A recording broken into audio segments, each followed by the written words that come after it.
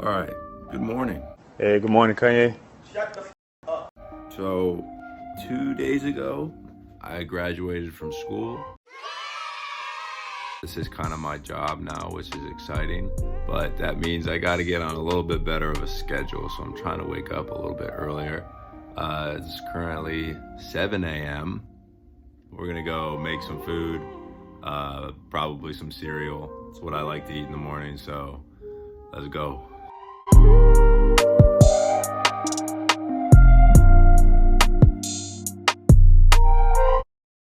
As you guys know, and as you probably saw from the title, I recently became a full-time music producer. So it's really only like My third day out here. I don't know. like any story, I guess, I want to start at the beginning.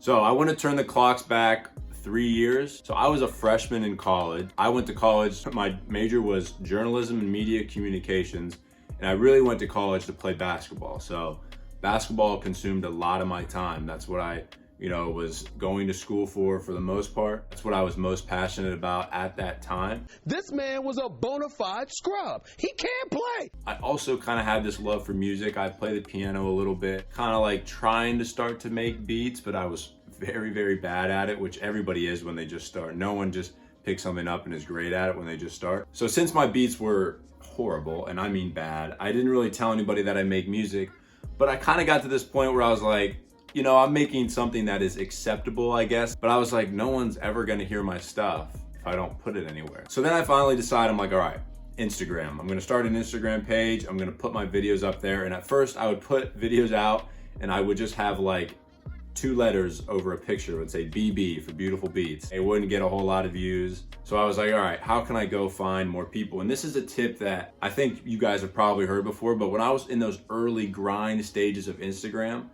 I would go out and I would find other people like me and make a genuine connection. Even when I had like hundreds of followers or less. I really like your stuff, man. I just want to meet new people that are also producers and like people that are gonna, support me and I'll support you. Once I got built that connection, I would just go and be genuine, right? I would comment if I liked their stuff. I'd be like, hey man, I really liked your video today. And then that gives people more incentive to like your stuff, right? So it can't just be you all the time being like, hey, like my stuff, like my stuff, like my stuff.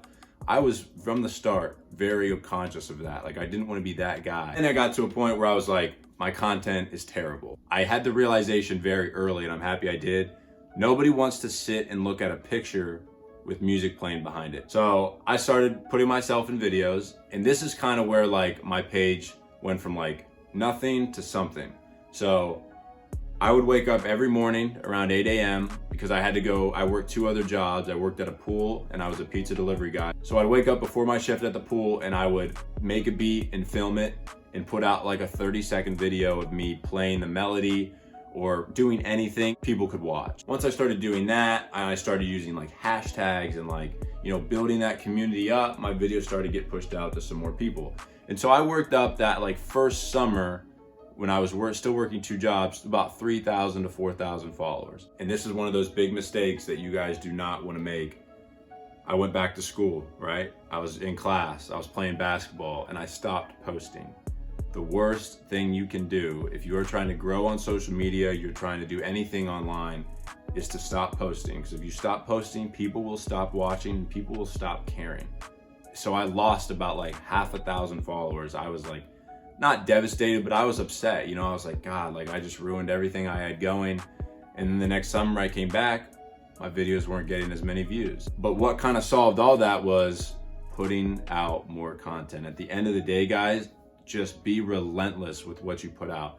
I started posting every single day again. And then I kind of started switching up my content. I'd give out free samples. I would, give advice, different things like that. I was doing anything to get people to watch my videos. So that's enough with Instagram. Right now, I think I'm sitting at like 48,000 followers on Instagram, and I can't accredit it to anything other than just posting consistently. Posting good content that people would, want to watch, give people value, and that's what's gonna help you grow. Where I kind of was able to take a turn to make this my full-time thing, I'm very blessed. I do have, I'm still able to live with my mom and dad, and they're kind of like, encouraging me to, go after this. I'm not making like so much money to the point where like I can go buy my own house. Like I'm not Kyle Beats, where he's living in like a beautiful house in California. I'm still like with my parents, but I'm doing enough and I'm, working hard enough and making enough money to the point where it's like, okay, there's something here, in the next couple years, it'll probably be to that point where I can maybe move out. But at this point, I have no problem living with my mom and dad. They're nice enough to keep me around. So yeah, that's what we're doing now. When it comes to money, you want to have multiple revenue streams. I think a lot of producers get hung up on, they're just like, making beats is the only way. That's the only way you can, make money. Yeah, I gotta sell beats. I'm gonna walk through a couple of my streams of revenue. So custom tracks, I've said, right? Custom beats, custom anything. Sometimes I'll have companies like that are starting a podcast. They need a custom instrumental. Boom, I'll do it for sure. Next would be company and business promotions. So companies are realizing now that social media is how you influence people to buy their product. And me having, a pretty good following on both YouTube and Instagram, it's like, if you want to get your product in front of people, social media is the way to do it. So that has been an awesome way for me to make some extra money as well. Next up, sample packs. I give away a lot of free samples. I give away a ton of free samples. I give away like 2 free samples a week. If you want some, click the link in my bio. I think I have like 66 free samples now, and I have like 4 or 5 sample packs.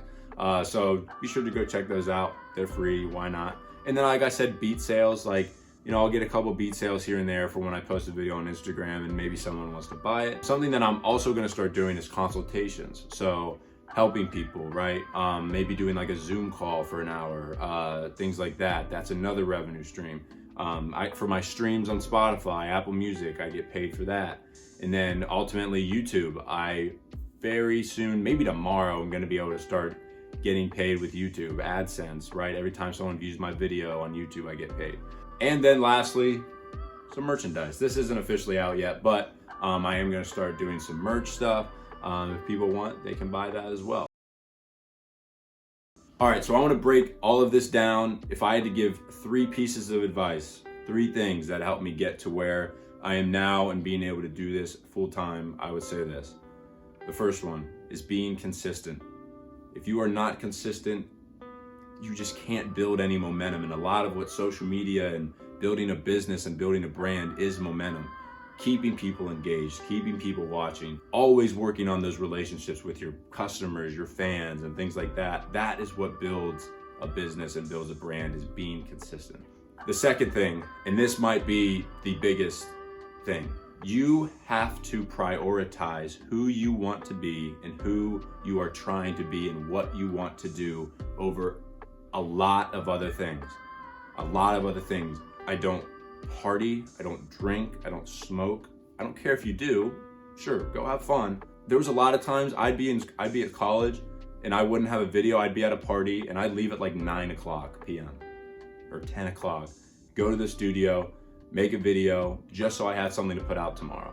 So I prioritized me getting out content over hanging out with some of my friends for a couple hours. You have to understand that it's going to be hard. You're gonna have to sacrifice a lot, but you also have to understand that other people don't really get it, right? They'll be like, why are you leaving already, dude? Like, why are you already, you wanna leave the party right now? And I didn't even tell my friends that I was making music. So I would just be like, yeah, I'm just going home. But really I was going to the studio and making videos, making content, responding to DMs, responding to comments. I was willing to sacrifice all that.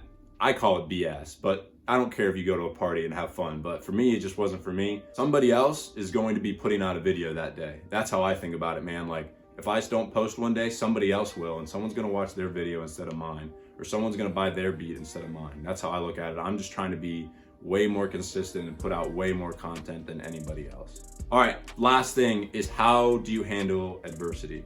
How do you handle things when things go south, when your videos don't get as many views, when you haven't sold a beat in a couple months, when your song doesn't get a lot of plays? There's a lot of things that social media, the music industry, and just life can throw at you that could kind of knock you off course. So my biggest adversity thing for me early on was like when I would post a video and it wouldn't get any views. I'd be like, God, I worked so hard on that video. I worked on that for an hour and then didn't get any views.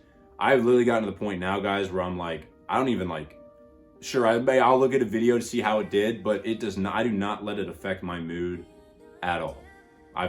You can't, because then like the next day you won't be as motivated to put anything out. How you handle that adversity, man, how you turn around, how you pivot quickly to new things. All this stuff is just like figuring things out. How do I fix this? This is a problem that arose. How do I fix it? And how do I move on? And how do I get better from it? All right, guys, hopefully that wasn't too much talking. I know I kind of got a little deep. I might've got a little aggressive at some points. It's just something I'm passionate about, man. Like, if you really want something, the work that you have to put in to go get something is absurd. Like, you guys have to outwork people. You got to be passionate about it. You got to be consistent. You got to prioritize who you want to be, and you got to be able to handle adversity. Those are those 3 things that I talked about. Hopefully you guys enjoyed this video. On a lighter note, we're going to be doing some more fun stuff than this. I just wanted to hopefully share some knowledge with you guys. As always, guys, you can send me a DM on Instagram and I'll respond. I'll help you with anything you might need. If you have any specific questions, I'll be sure to respond and help you out. But yeah, hope you guys have a great rest of your day. And yeah, peace.